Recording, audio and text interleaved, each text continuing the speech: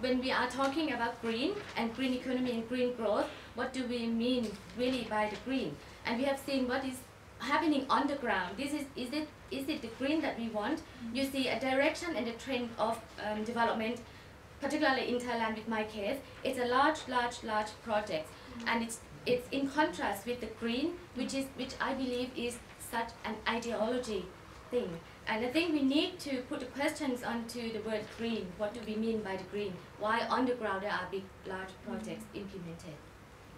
Dr. Tu, he's the founder of the Green Innovation and Development Center, or Green ID, and he's really involved in environmental issues, and I was told by Trump that he's an expert on climate change as well.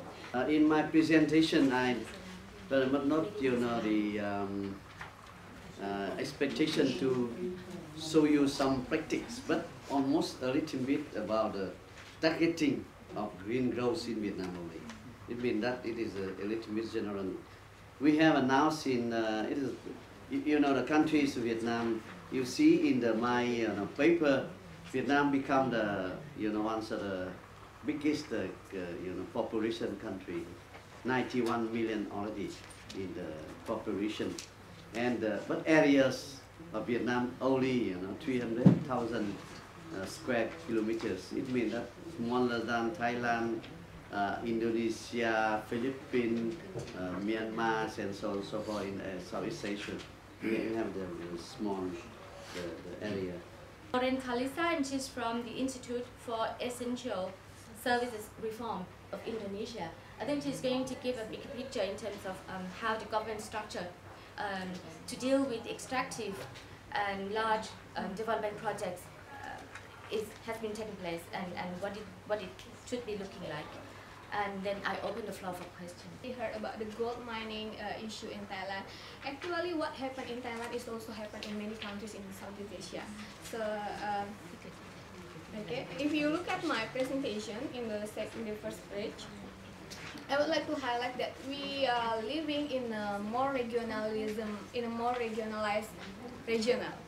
We have now 2015, but not only that, we also have now the ASEAN EU, we have the ASEAN Australia Free Trade Agreement, now we have the Trans-Pacific ASEAN Agreement.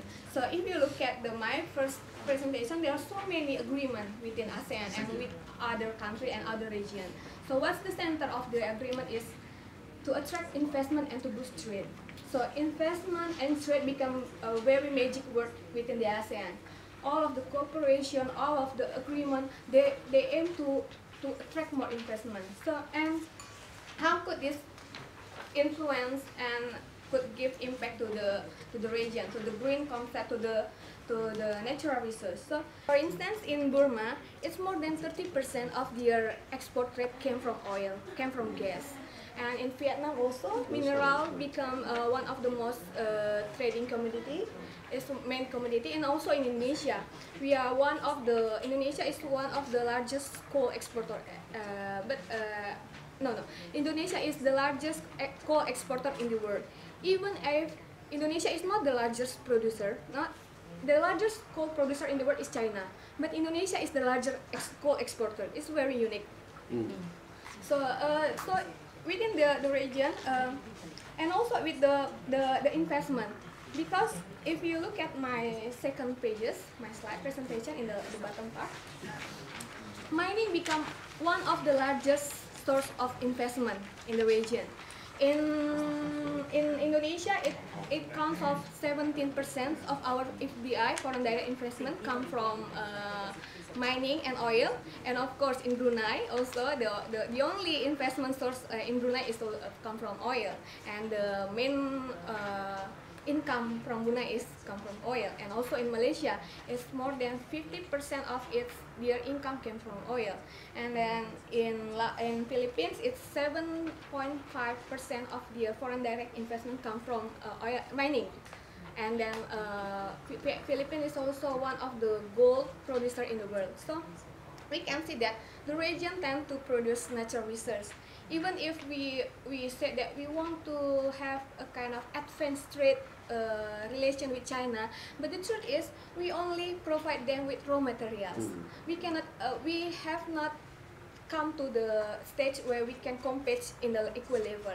Even in with the EU, the China, with the Japan, we cannot.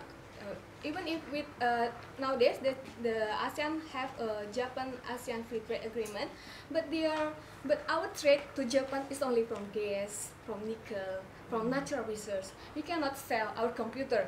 Instead, we import computer from Japan, something like that. So, and then in this kind of pattern is also supported by the ASEAN. If you look at my third page, I give you one simple example of the ASEAN cooperation. Nowadays, ASEAN have the ASEAN Mineral Cooperation Action Plan. It first implemented in 2005. Now they extend the cooperation. The ASEAN Mineral Cooperation Action Plan is extended from the 2011 to 2015. And what's the objective of the cooperation? If you look at the third is to attract the investment, to have the harmonized regulation, because each of the ASEAN member states have different regulation. Thailand have different regulation, Indonesia have different regulation, Vietnam have different regulation. So they want to harmonize the regulation for what? To attract investment. So they want that mining companies to come to the ASEAN member state to have more money, to have more oil. And then, but this has become one of the critical issues because of Indonesia. The region has a very weak governance on this. If you look at my third page, I add one of the research from the World Bank. They have a kind of governance world index. So I'm trying to subscribe the index and then try to formulate it into the regional index. So most of ASEAN countries have very bad governance, except for Singapore. Singapore is the only country in the region that have a very good governance. Even in Brunei, Brunei is very lucky. The government is quite accountable to the people. They have a very good regulation in terms of the distribution of revenue of the oil. Although, but the rest of the ASEAN countries have a very bad governance index. We have a very weak political rule. We have a very weak rule of law. We have a very big weak. If you see, it's not really clear. But there's some 6 indicators of the governance. Okay, only 2 minutes. So it's become a very big problem in the region because of this bad governance. It's very hard for people to control what kind of project they will have. For instance, in Indonesia, most of the resource-rich region tend to become the most poor region. We have Papua, we have Aceh. They produce gold in Papua, but they become one of the poorest region in Indonesia. We have Aceh with they produce gas and oil. They become one of the poorest region in the world in Indonesia because it's very hard for them to control the government. How much money that the government actually get from the mining companies? How much money that the government actually have from the oil companies? So what we propose is ISR wants to have a kind of regional framework to manage these resources. We want to have a kind of sustainable resource governance, which Let me just ask, is that a recommendations to the ASEAN? Yes. Yeah. Could I put it to the second round? Oh, okay. Is that okay? Okay. So I think thanking Maureen, and I think what she's been pointing out is something that we used to say that it is resource curse. So that means a country who's been really rich in resource and in a number of mineral resources, they're not really necessarily be the one who's getting the benefit of the services provided by those resources. So that's what we mean by the resource curse. So with now, I think you would like to welcome the questions. Please identify yourself and your name and your organization, please, and so that the secretary could put on the questions. That road project considered a green project? Was it defined as a green project in Thailand? Vietnam. I know that he mentioned that one of the goals of creating a green environment is to work with the indigenous people or to work with the people who are in that region. And I was wondering if, I know that in the past I've heard of or read about projects like the dam projects where a lot of the indigenous people have been displaced, and I was wondering if anyone, in any new projects or upcoming projects, the indigenous people have been included in the conversations with the government. And for the ones that have been displaced in the past, have they been compensated for their land or things that they have lost in the past? Just those two questions. Thank you. The first, it is the issue I observed that in the ASEAN, the whole ASEAN, the government they try to convert the nature forestry to be plantation, to whole plantation, and the question how to balance development and conservation, especially how to keep green with the good biodiversity. And second question regarding to hydropower issue, hydropower development in the region, in the whole regions, and how governance in the hydropower development, especially how hydropower development respect to the affected people. And the third question regarding to the sea fish, and how to green grow respond to the sea fish trading. And the fourth is regarding to the climate change. The climate change, I know already, called green growth, they also promotion technology and economic development. And the question how the civil society or ASEAN civil society should be respond or should be engaged in terms of the technology promotion and economic development. And the last is my word, it should be keep the green nature for the whole ASEAN people, because we have 600 million people. Green growth strategy may vary from one country to another. But in the region, we have Green Growth Institute Agreement. And any of us, any country of us may have ratified it, but Cambodia have ratified Green Growth Institute in South Korea. This is a new concept. A new concept. Green growth strategy or green growth philosophy is not environment protection. It's not forest conservation. It's not forest plantation. Green growth strategy is a new philosophy which is supported by the United Nations. The United Nations, they have environment protection. A real example about green growth strategy is now in our room. Do we consume much more energy than we should? If we consume, we waste energy, that is not good. Green, that is not good.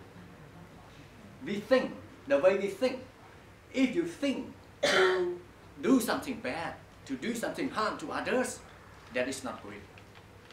So green growth brings about prosperity, harmony, and peace for the world.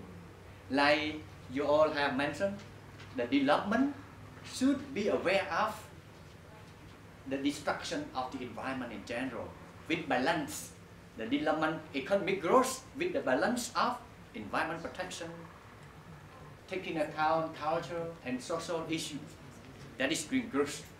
It's easy to understand. And Cambodia, we have moving forward. There are two. One soft approach, I say it intangible approach. Another one hard approach. Soft approach, all the people, all the world, all the community need to understand green growth, green education, green traffic, green shopping, green purchase, green transportation, all.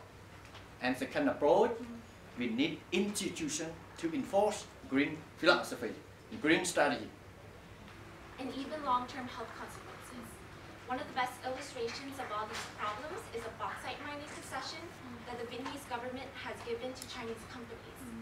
This project has changed the face of the central highlands of Vietnam, beginning with the confiscation of thousands of land from members of the Montagnard ethnic minority groups.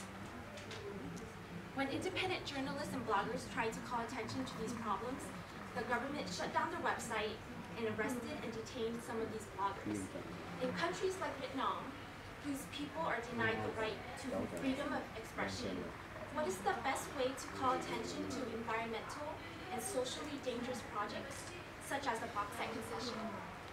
And for the speaker from Vietnam, has your organization raised these issues with the Vietnamese government?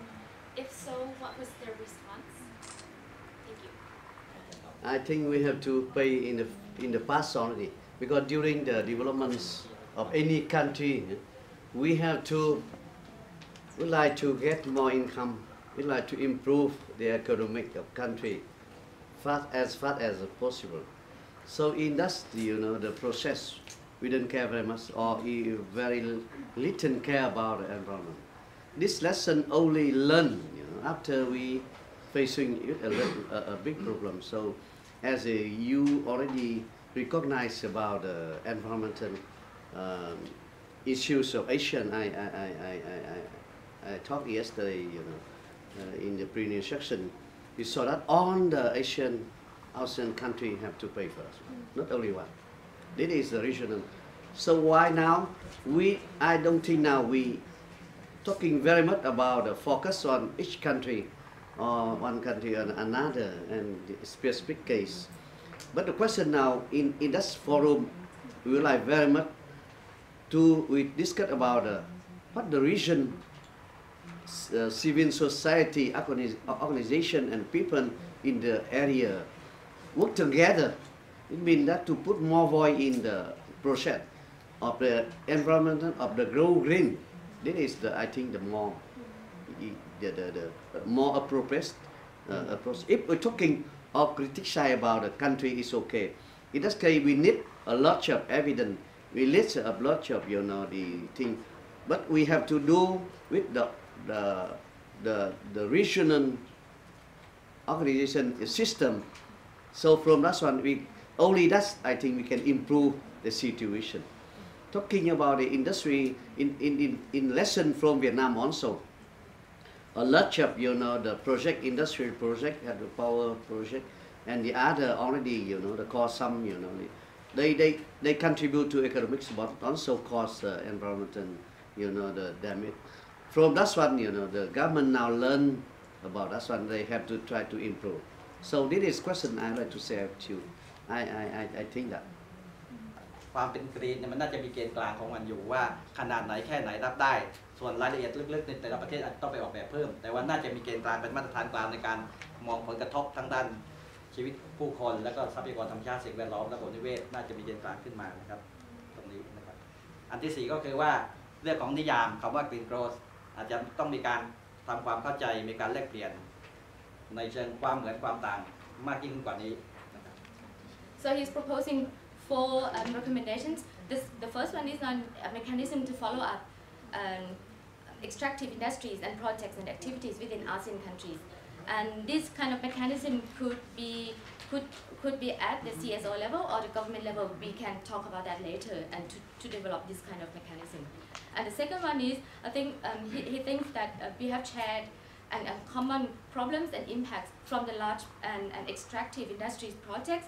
And these are really, really good, and we should take this up and have a hub or kind of a information sharing thing that could be shared all these experiences and impacts, so that it could be learned from other neighboring countries.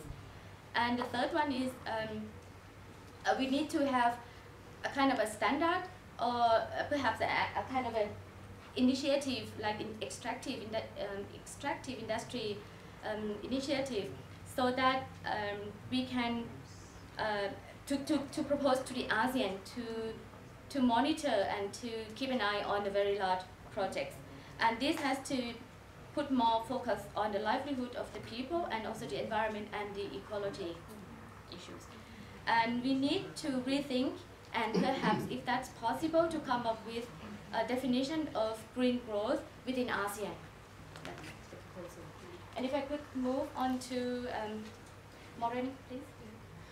So our recommendation is to ask the government of ASEAN to develop a sustainable resource governance, a kind of framework for the extractive industry, and the framework should consider the protection of human rights to access to consider the access benefits sharing between the local community and the national government. And then it should also consider the environmental of sustainability and resources. And it also have to consider the transparency and accountability of the industry. And maybe ASEAN should also consider the extractive transparency initiative and also another international standard. Thank you, Dr. Tu. I think there's two last speakers already present on the, I think, very good proposal. Because I also said that the questions of our forum and our civil society, we would like to have a voice and also have an influence to the policies of the government, even in any policy, green growth, environment protection, economic development, and also everything for. And we are the people, we are the organization, civil society should, assist the government to develop. The development should be served for the people, for all the people. So if we would like to do that, we have to have the good organization mechanism. So beside to our speaker proposal, I also again about we have to set up our mechanism to do together to insist in the governments of ASEAN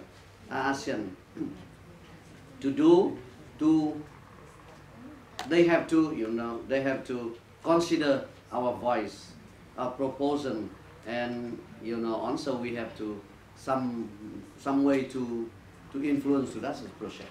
Without that one we cannot say anything. We can go on, we can price and everything, but without the ways of working action, it means that action is very important. Thank you. Thank you very much. And now I open for like 5 minutes, please. Only recommendations, please. Yes, 1, 2, 3, 4, 5. More hands. Yes, my name is Wanara. I'm from Cambodia, working on NGO Forum on Cambodia. The first point for tourism leader is there should be considered on access to information. It means that every large-scale project, all stakeholders have to enough information and easy to access to information to get full understand the whole project first before the project start to implementation at the ground level. And second is public participation, as Dr. Tu mentioned already. If we talk hydropower and large-scale project, you have to done EIA first. EIA to ensure it is very good EIA and involve our stakeholders agree on EIA first. And then also involve with the people around the project in the whole process of development project, include decision making. And the last one is access to justice. If the affected people or the people around the project, they didn't agree with the project, they should have space to complain to the project owner. Because, like example, GMS Great Mekong Sub-region, it is a 6 country from China until Vietnam. And then they should have providing a space complaint mechanism. If some people in Cambodia, in Laos or in Vietnam or in China, they didn't agree with some project, like ASEAN National Road, something like this, or a water infrastructure development in the whole Mekong, they can have a space to complain to the project owner in the whole picture. It's not only inside country. It's also very important to recognize the indigenous people's rights to those lands, because some of them have been there for generations, hundreds of years, maybe even thousands of years.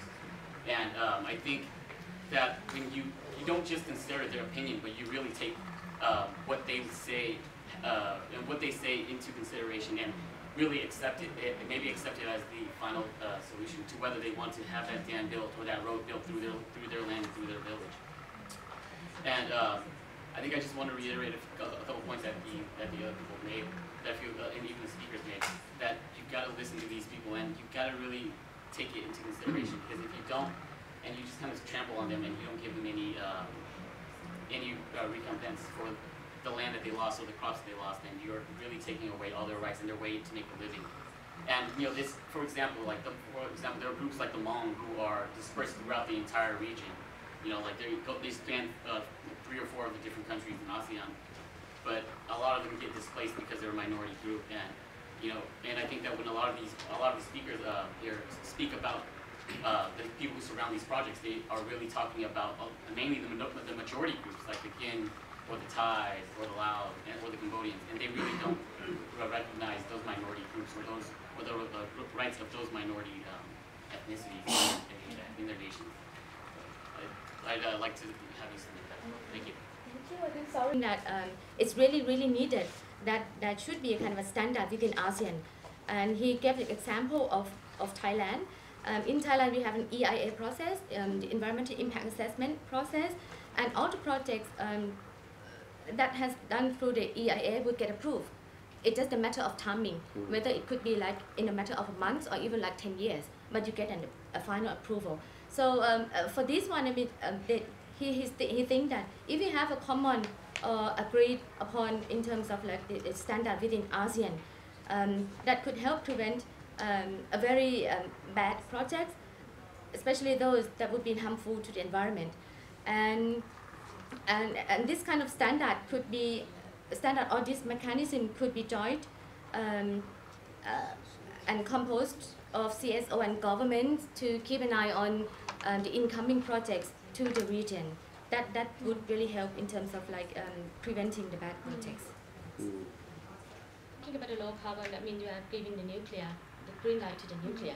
So in that case, there should be something else which is far beyond emission reduction of the CO2. So it could be something else which I don't know who's going to propose that kind of wording, but it surely is not kind of just only the low carbon society which is putting only on emissions reduction. Thank you. And no more comments. I think I'm even 10 minutes late, but do thank you. And thank you for all the speakers, Dr. Tu from the Green ID and Maureen Talisa from the IESR, and also Mr. Yun Wong Sangwon from Thai Climate Watch Thailand. And thank you very much for all the participants and all the